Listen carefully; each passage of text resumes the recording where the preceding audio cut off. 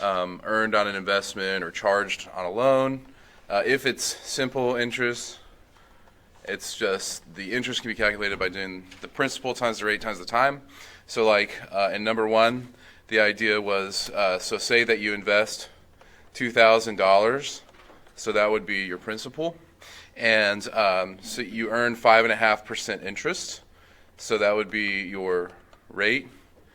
And you have to make sure that anytime you're dealing with percentages that you're converting them into decimal form, right? So I gave it to you as 5.5%, so you need to move that decimal over two places, get in decimal form. And then it said if you invested it for 2 years, that would be your T. So then you can earn, or then you can figure out, you know, I equals PRT. So that would be $2,000 invested at 5.5% interest for 2 years. And what does that come out to be? What is it? 220. There you go. So, oops, not as. Be $220.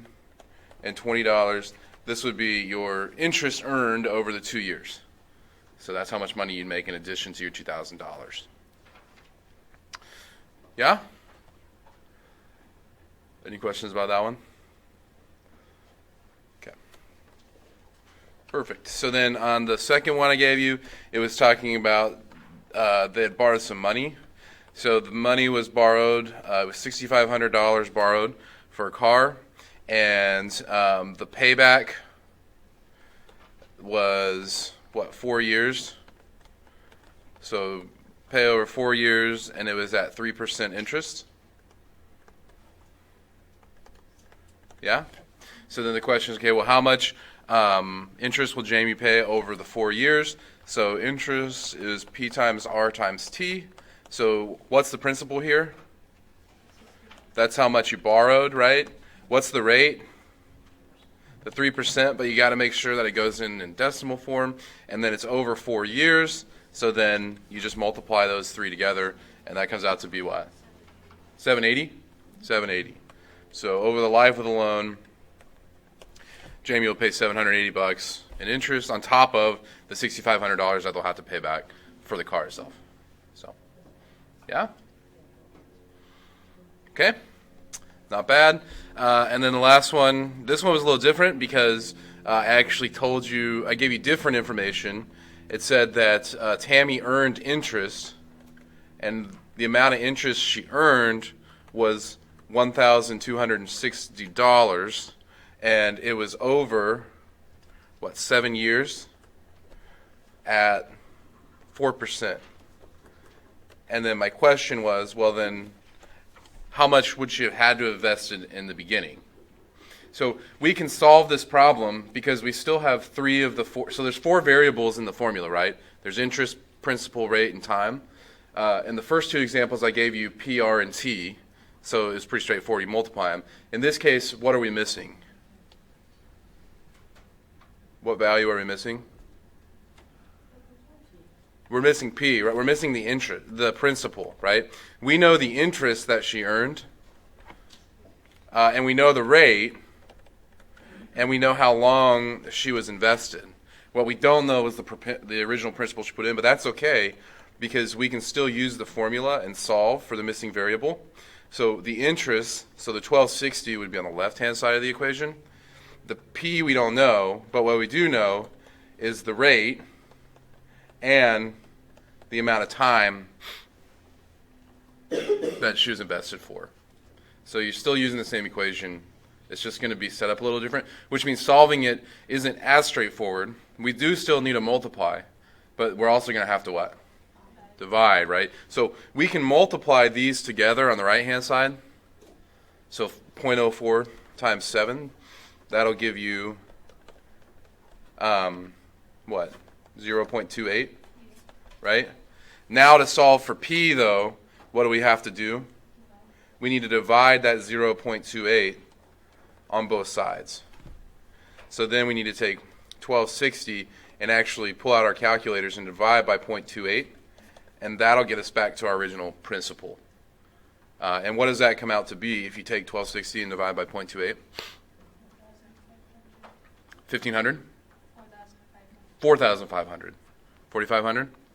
Perfect. So that would be the principal. Okay. So it's kind of like the percent equations. Like sometimes you'll get two amounts and you're looking for a percentage. Sometimes you'll get a percentage and an amount, right? And so sometimes they end up being multiplication problems, sometimes division problems. The key is, go back to the formula, plug in what you have, and then the equation tells you what to do. If I have interest on the left-hand side and I'm missing principal on the right-hand side, then the equation tells me that I'm going to have to divide to solve for p. Because that's the only way to get p by itself. All right. Questions on that one? And really, you could solve for any of those. So I could give you the interest, the principal, and the rate, and then you could solve for the time. I could give you the interest, the principal, and the time, and you could solve for the rate. As long as you have 3 of those 4 variables, you can always solve for the 4th one. So, all right. Everybody seem pretty solid on that? Okay. Then the last thing that we cover in Chapter 6, excuse me, is proportions, or proportional equations.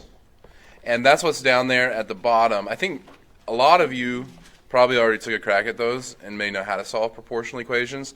But here's the idea behind proportional equations. And one way to think of them is like back when we talked about, you reduce fractions, or like when you're trying to get least common denominators, you kind of unreduce them. So what a proportional equation is trying to do is it's trying to preserve like a proportion or a fraction. So like, for example, we know like 1/2, for example, we could write it as 1/6 as well, right? Like 1/2 is the same as how many sixths? It's got to be 3/6, right? So, right, and because we know, that 1/2, you can look at it pictorially, right? 1/2 is the same as 3/6. It's also like if you were trying to get a common denominator and you wanted to bring it up to 6, how would you bring 1/2 up to 6? You give it a 3/3, right? And it becomes 3/6. But you can actually solve proportional equations. Like, so if I was trying to solve this problem and I didn't know the answer right away, which most of you probably do, it's not a hard one. Okay, so if I'm missing my numerator there, well, how can you solve proportional equations? What's the key? Yeah, so there's a thing called cross multiplication, because what you have here is you have a divide by 2 on the left-hand side, which you can get rid of by you don't have to necessarily write this down, right? So you can like multiply both sides by 2, and that would get rid of your 2, and then you can multiply both sides by 6, and that would get rid of your 6 on both sides. But essentially what you've actually done is you've done a process that we call cross multiplication. So if you have a proportional equation where you just have like a fraction set equal to a fraction, then you can just cross multiply those numerators up into the denominators up into the other numerator. Because effectively what you're doing is you're just multiplying both sides by 2, and you're multiplying both sides by 6 in one step. So what happens is, this would be 6 times 1, this would be 2 times x, which is 6 equals 2x, and how do you solve that equation? You just divide the 2 back to the other side. So that's a pretty complicated way to solve that problem because it's pretty straightforward. Like we all know that the answer has to be 3 at top. But you can see that the cross multiplication will allow you to solve the proportional equation. And so that's the strategy we use when we're dealing with proportional equations. All right? So I had given you some examples down there, but we'll do some other ones. Let's say, for example, we wanted to solve the proportional equation like y over 5 equals 7 over, doesn't really matter, let's go 20 or something like that. Okay. Proportional equations may not always produce whole numbers, and that's okay. So let's say, how would you solve this one then? What should we do? Yeah. will cross multiply, right? So the 20y will come. The 20 will come up here by the y. Now normally we would write that as 20 times y. That's just sort of traditional. We normally write the number first and the letter. And on the other hand, we would have 5 times 7, which is what? Yeah. So then we can rewrite that equation as 20y on the left-hand side and 35 on the right-hand side. Okay. And then how would we solve for y? Yeah, then we would just divide that 20 back over, and then we probably want to reduce, right? So like 35 over 20, those are both divisible by what? Both divisible by 5. So 35 divided by 5 is 7, 20 divided by 5 is 4, right? So this could be your answer. If you're dealing with a situation where you need like decimal, or you could write it as an improper, right? 4 goes into 7 one time with 3 left over, or it could be written as a decimal too. So just depends on the application, what form you would want it in. But the answers don't have to be whole values. Okay. What do you think about that? Seems okay? All right.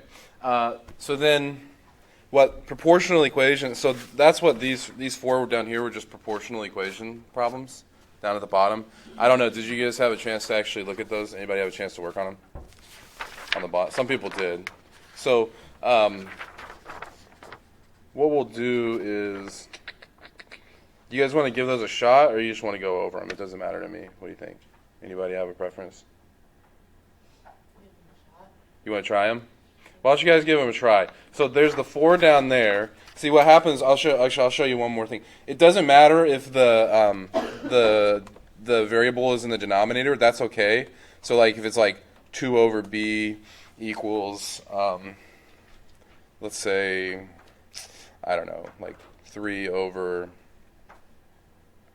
7 or something like that, right? It's even if the variable happens in the denominator, that's okay, right? You're still going to cross multiply. So this would become like 2 times 7 on the left-hand side, and we'd have a 3b on the right-hand side.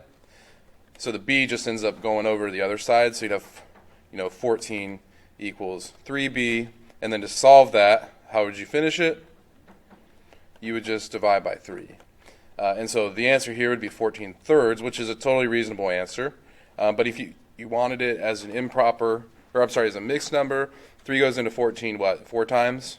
Because 3 times 4 is 12 with 2 left over. Or if you wanted to do it as a decimal, you could just do 14 divided by 3, and you'd get like 4.6 repeating.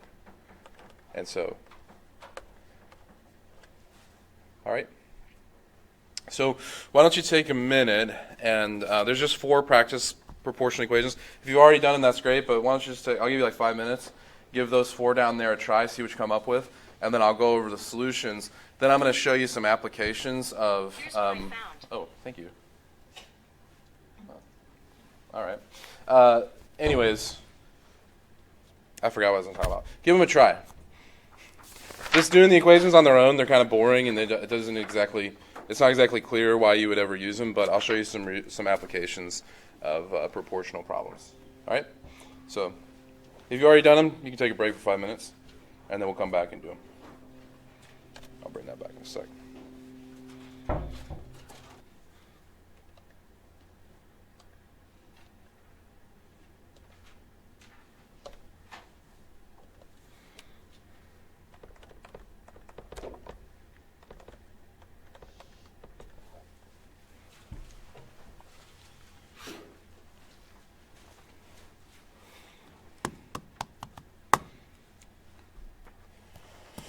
All right, so I'll just start from the first one and kind of walk through these. Let me know if you have questions as you go. But anytime, as soon as you see fraction, equal fraction, so this is different. The one thing I see most commonly is people will get this confused with multiplying fractions. So if you're multiplying fractions, right, it's always straight across and you can reduce ahead of time. But if you have an equal sign in between 2 fractions, that's how you know you're dealing with a proportional equation. And the only time you can cross multiply is when that equal sign, I'm just going to put a little note here, is The only time that you cross multiply is across an equation. Question, equal sign. Okay. So like what I'll see is people will be, it's like when you come into a test, you can't cross multiply when you're doing multiplication of fractions. You can only cross multiply when it's going across an equal sign. So this one though, you have two fractions on either side of a equal, so then you can, no problem there. So the 8 will go up to the left-hand side, and that'll give you 8x. And then 56 will go up to the right-hand side, and you'll do 56 times 7, and whatever that comes out to be. And what does that come out to be? That's 392? All right. So then the last step, so you cross multiply, and then you just have to divide the 8 back over to get x by itself. So you divide both sides by 8, and then x is whatever 392 divided by 8 is, which is 49. Okay. And what this does is it's preserving, the proportional equation is preserving the ratio. So it's like 7 is to 8, right? The same way that 49 is to 56. Okay. They're actually, 49/56 is the same fraction as 7 over 8. It's preserving that ratio. So if you had something that was like 7 parts one thing to 8 parts the other, that would be the same as having like 49 parts to 56 parts. It's preserving the ratio, or the proportion. That's the idea. And that's how proportional equations can become useful, which we'll see. All right. The next one was 5 over a equals 65 over 117. Again, not really an issue if the variables in the denominator, we're still just going to cross multiply. So 5 times 117, that's like 585. Okay. So 585. And then this is 65a. And then how do you finish this one off? You just have to divide by 65. Yeah. And then what happens when you take 585 and you divide it by 65? 9. Is it 9? Perfect. Okay. Not too bad? Not too bad, I don't think. The next one, what was it? 72 over 156. Just make sure you remember, we can't ever forget our rules of our signs. So like in a problem like this, so our q will go up to the left-hand side, so that'll still be 72q. But on the right-hand side, when I go 156 times negative 6, my answer on the right-hand side should still be negative, right? Because negative times a positive is negative. And that comes out to be, I don't know, 800 and something? 836? 936? Thank you. 936. And then last step, divide both sides by 72. And then what is 936 divided by 72? 13, and that's got to be negative, because negative divided by positive is always negative. Yeah? Okay. Then last one down there is 2.8 over k equals 2.1 over 1.5. It's fine to have decimals inside of the proportions. No problem there. Same strategy, right? So if we cross multiply, it'll become 2.8 times 115, 1.5 on the left-hand side. What does that come out to be? We got to do this. I have no idea what that is in my head. It's 4.2. 4.2 equals 2.1k. Okay, and now to get k by itself, we just turn around and divide both sides by 2.1. And then what does that come out to be? 2. Yeah? Pretty straightforward. Not too bad. Okay, so in and of themselves, they're not that super interesting, and solving them is not that complicated, but the applications of them are a little more interesting and more applicable. So I'll give you an example here. Anybody have any questions about any of those before I move on at all? All right. So let's say, for example, let's say that let's say you're looking at like an oil change shop, and let's say that they have, let's say they've serviced, I don't know, say 11 vehicles after being open for 3 hours.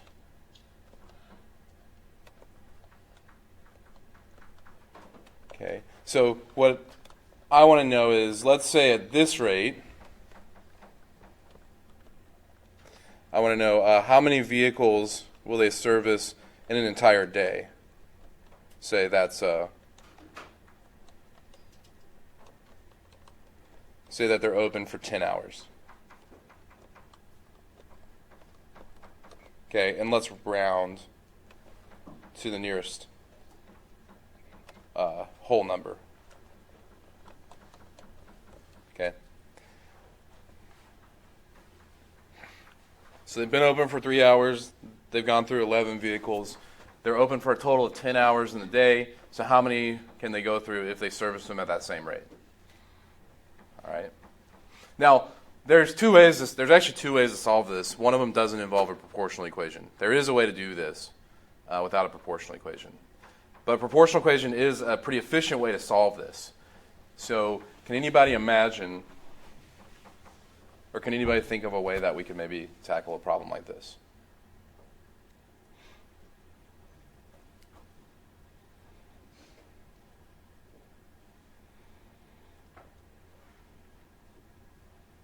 Could you do the PI, like what we did in the first part of that worksheet?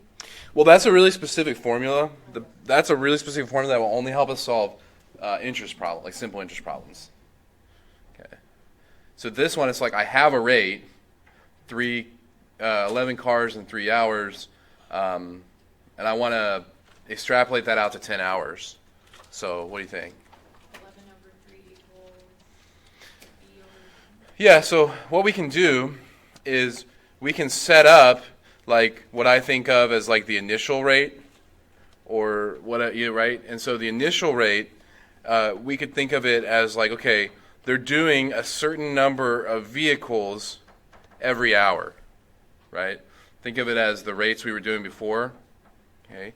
And so if we translate that, it says, okay, well, there's 11 vehicles in 3 hours. That's what they've done right now. Then, well, if they keep that rate, so if they preserve that ratio, like 11 vehicles every 3 hours, then I'm trying to figure out, okay, well, how many could they do in 10 hours? So the vehicles is my numerator on the left-hand side, and hours is my denominator on the left-hand side. So on my right-hand side of my proportional equation, I need to make sure that my hours go downstairs, because hours are downstairs, the first one. So I can put a 10 there for 10 hours. What I don't know is how many vehicles they're going to do in 10. Right? And so this translates to a proportional equation, and now we can use that proportional equation to solve the problem. Yeah? All right, so once it's in the equation, it's pretty straightforward. It's just like the last ones we were solving. So we can cross multiply, and we'll come up with, well, 11 times 10, that's 110. And then to finish this off, what would we do? Divide by 3. So we just need to do 110 divided by 3, which is what? What is it? 36 point. Yeah, this one, it's like ... But obviously we're talking about cars here, so I said round to the nearest. So what would that be to the nearest whole car? That would be, yeah. We round to the nearest, so it would be 37.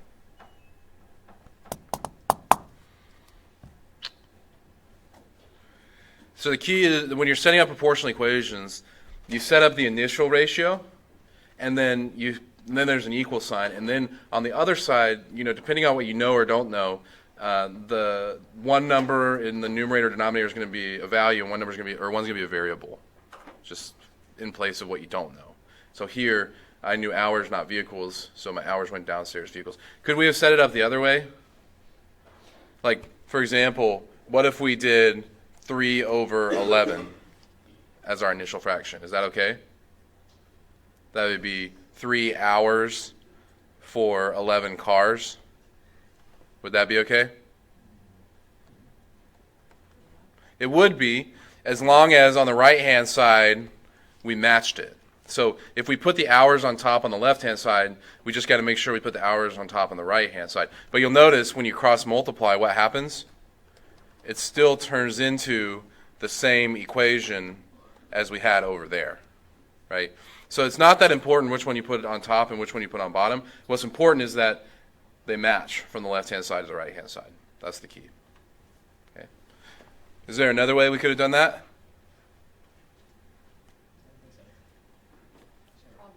Probably. There is another way you could solve these. You guys remember unit rates? Right? So they're doing 11 cars in 3 hours, right? Well, what is 11 divided by 3? 3.66. Yeah, so you could actually just figure out how many cars they're doing per hour, right? And then what could you do? Yeah, and then just take that times 10, because that's hours, right? And then that would actually get you, right, that would get you the same answer. So the only downside about unit rates is if you round, like if we rounded that number to like 4 cars per hour, if we round too early, it'd mess up our answer. Because then if we rounded that to like 4 cars per hour and then times 10, we'd say that they could do 40 cars. And so then that error kind of gets extrapolated. So you can do it with unit rates. You just have to make sure that you keep a bunch of decimal places if they pop up. Really, it's just a different order. Because if you notice, what did? We did 11 times 10 divided by 3. So in the first one, we just divided by 3 first and then multiplied by 10. So we're just reversing the order of whether we do division or multiplication first. But we still end up doing the same process. So, yeah? All right.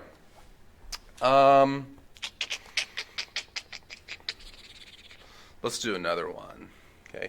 This will pop, let's say that, let's say, for example, let's say that a machine produces, say, 35 parts in 2 hours. Okay. Then I want to know how long will it take to produce, say, I don't know, 500 parts.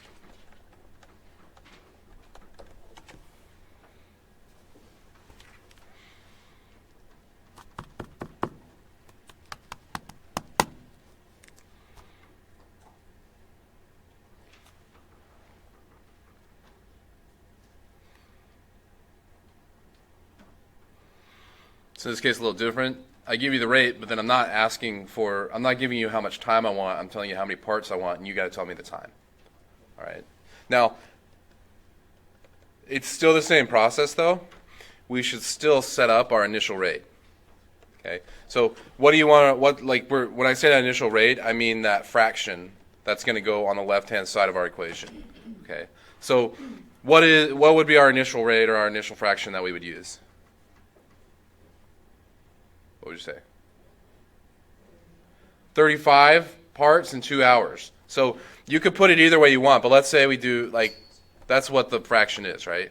And we're putting parts over hours.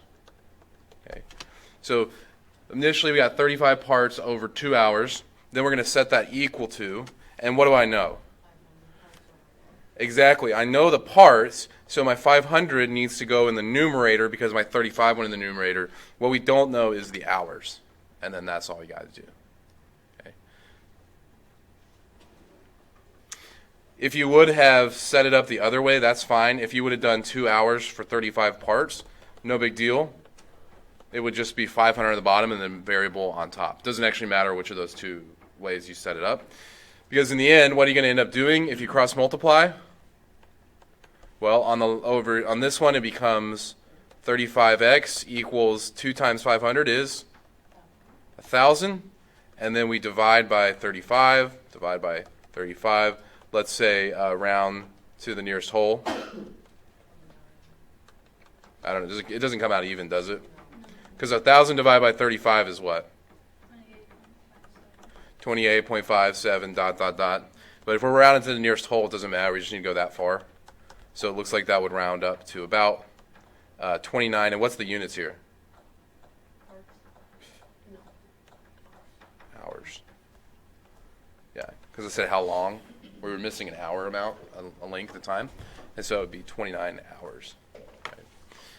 If you set it up the other way, it doesn't matter because when you do the cross multiplication step, you end up with exactly the same equation.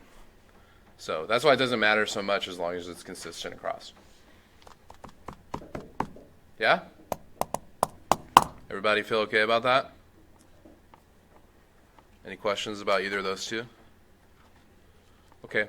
So I have some practice problems for applications of proportions. These might take you a little bit longer, so I'm probably not going to go over the answers to these today. I'll go over the answers to these tomorrow. And then tomorrow I'll bring a little bit of extra practice from Chapter 6, and I'll collect that one tomorrow for extra credit after I go over the solutions to this one. Okay? Sound good? All right, so I'll pass these out. You can give them a try.